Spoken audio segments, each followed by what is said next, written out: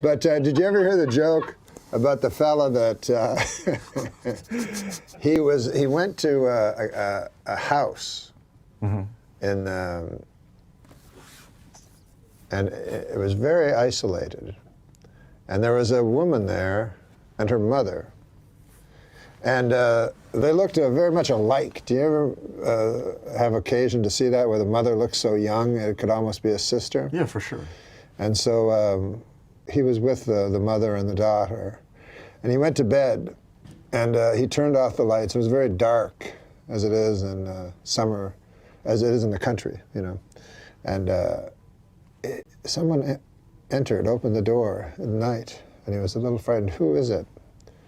And he heard the voice of, this woman. He wasn't sure if it was the mother or the daughter. And she came over and she said, "It's so lonely here, you know. There's been no men." And she caressed his arm. And one thing became the inevitable. They had sex? Yeah, so we don't have to be coarse about it, but yes. And the next day, as the lady's leaving, it's 4 a.m., and she's like, "The light's about to come on.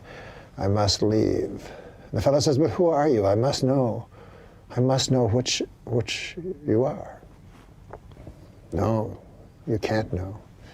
And she leaves. And so the next day, the man wakes up, and they're having breakfast.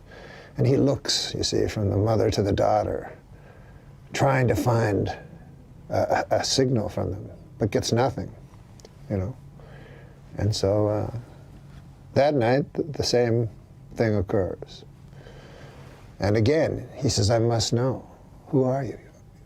You can't know." So she goes. Next day, he talks to them again, and he says he's still getting nothing from them, you see. So the next night, the same thing happens, and he says, I must know this," after she vanishes into the house. He says to her, "I'm going to Melbourne tomorrow. Will you go with me?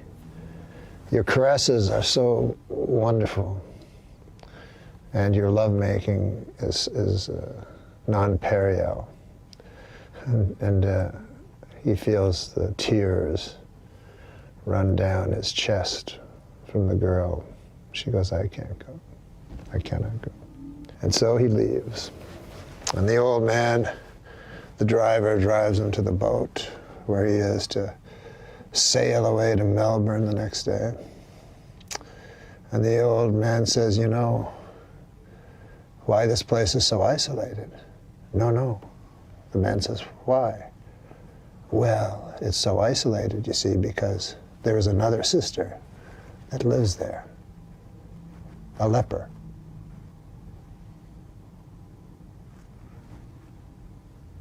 So he fucked a leper? Oh, let's not be coarse.